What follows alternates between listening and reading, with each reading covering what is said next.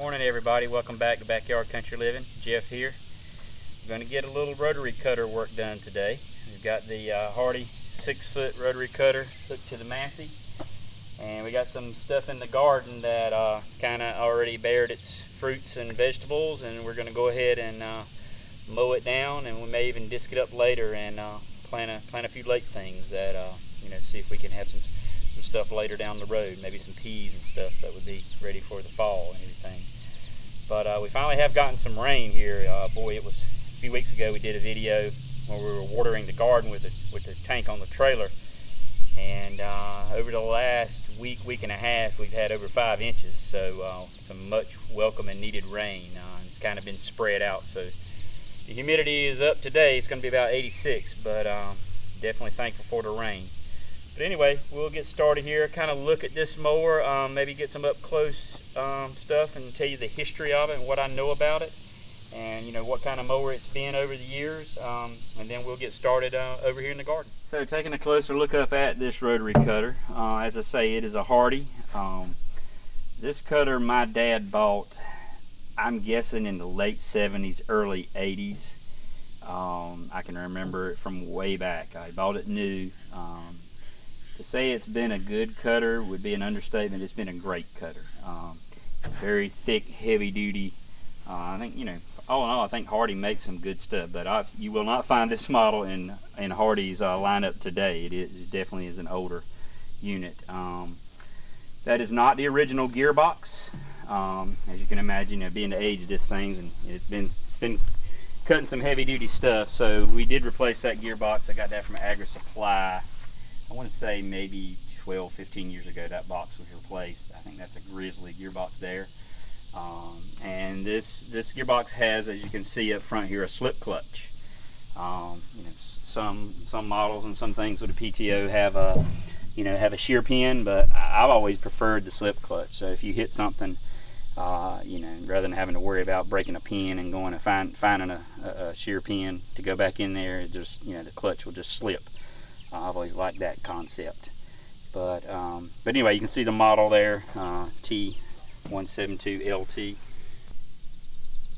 One other thing I wanted to mention here, something that I've used and have had success. There again, not recommending this to anyone. I'm just telling you what I've used and my experience with it. About 2 years ago, I did, as I say, this gearbox now is probably 12, 15 years old. It did start to have a little bit of a leak around the bottom, the lower seal.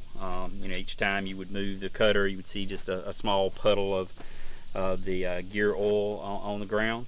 I'd read about this product here, this Lucas hydraulic oil booster stop leak.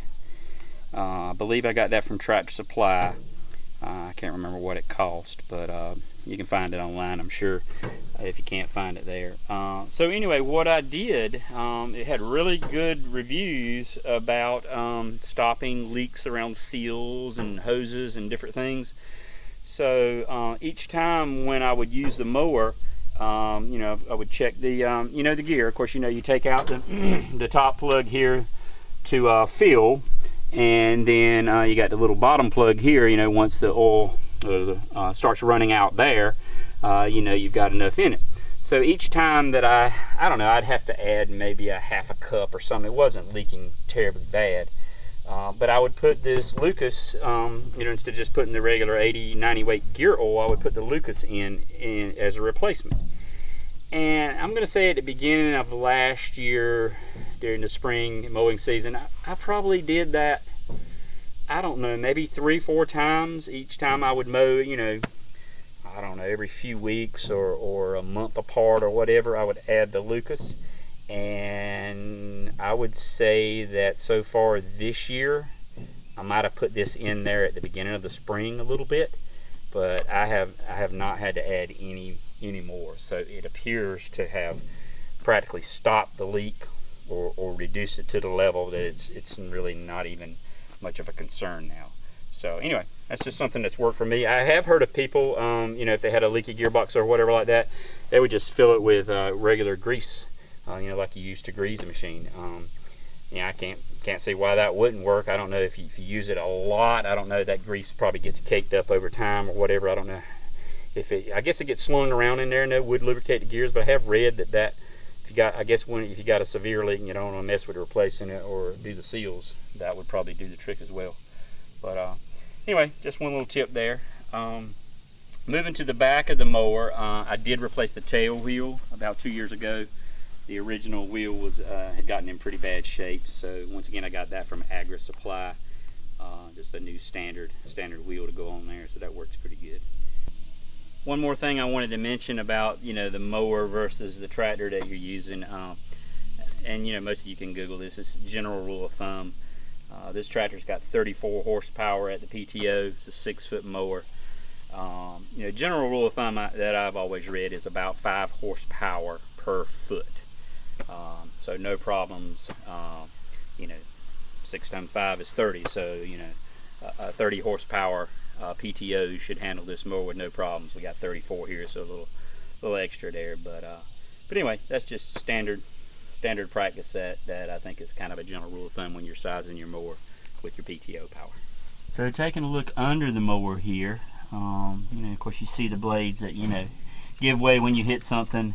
But the one thing you probably don't see on this mower that you're accustomed to seeing nowadays is the what we call the stump jumper, or what they call the stump jumper. It's usually a round disc in the center of the shaft there that when you hit a stump or something like that, it kind of helps you ride over that and causes less harm or whatever. I'm just guessing that this was of the era that they hadn't started doing that yet. There again, I'd say like late 70s, early 80s for this mower. So you do not see the stump jumper on this. I have another 5-foot Rhino mower that has that. But anyway, so if you hit something, you might be a little more violent with this. But having grew up on this property all my life, pretty much know where all the little danger areas are, things to avoid. So I don't really have any trouble with hitting anything that's going to cause too much damage. But anyway, one thing too, I might show in a later video. You can sharpen these blades with an angle grinder and a grinding wheel. It's very easy to do. You don't have to take them off, but anytime you got the mower up like this and you're going to get under there or rotate the blade to do that, please put jack stands, blocks, something, put it under it. Don't rely on just the lift of the tractor to keep this thing up and you get under there, because if this thing comes down, there's no turning back. You're going to be in trouble. So please block it up if you're gonna, in the case of this one, it's almost right here. You can almost do it right here from the edge without really having to get much under there. Just take that grinder. You don't want these things to be sharp like a lawnmower blade, because they're cutting thick, heavy stuff. Small limbs and trees and brush.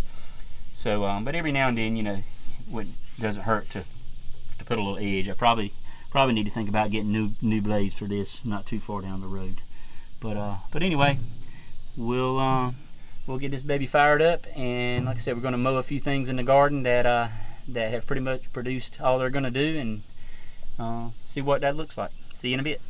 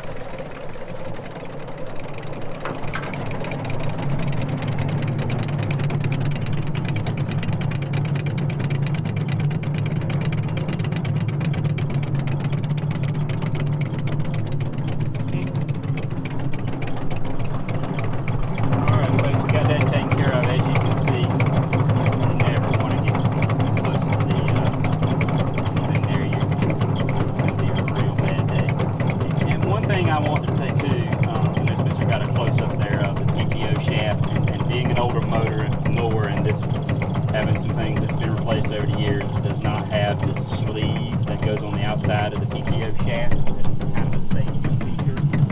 You realize that? And you never want to get off of this thing and come up here to do anything with this thing running. One slip, one mistake, and that thing's got you, and it's not going to let go. I know a guy that I worked with years ago. He lost an arm, farming accident, PTO. I want to say maybe I read somewhere, leave something in the comments if you guys know if this is the case, and I would have no reason to doubt that may be the #1 farming accident situation is something to do with a PTO, whether it be on a mower, a hay baler, or whatever the piece of equipment. That it is a dangerous thing, so please be careful. Even if you're just getting off to do something minor, cut it off, because like I said, one trip and you're on that thing, and there's no getting off. So anyway, just one note there. It's a great handy tool, but it is a dangerous machine. This mower, when you start mowing heavy brush and stuff, it's actually a violent situation. So. And Spencer was walking behind me there, but we were just mowing little, vegetables in the garden here, plants. You would never want to be doing that if you were mowing brush, sticks, things that, could get thrown out of there. You never want to have anybody too close by. So I think we might get one more session here. We may move over to the goat pen. And, they say goats eat anything. Well, we found something they don't like. We have 4 goats, Nettie, Hattie, Pearl, and Gus, and neither one of them like this particular weed or plant.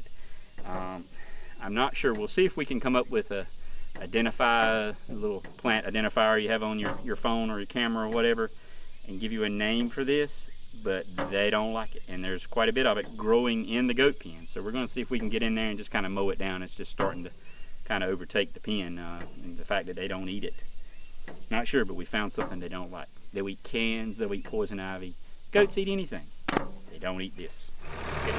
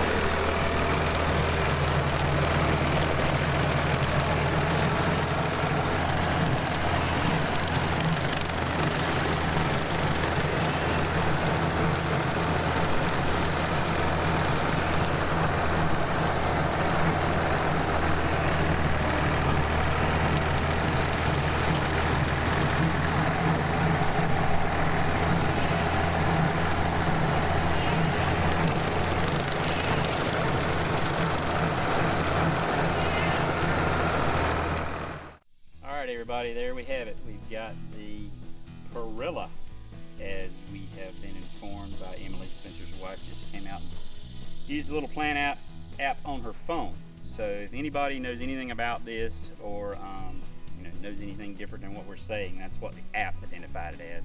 Perilla, being in the mint family, and it does have a minty smell, sorta. To me, it almost smells like bug spray, like something that has DEET in it that you would spray. Maybe if it works, we'll just use this instead of having to buy a bug spray. But whatever it is, I'm guessing that minty smell or flavor, or whatever, that may be what the goats don't like. But if any of you know anything else about this, please comment on it. But it's been growing out here since we've had the goats out here for years. They don't touch it.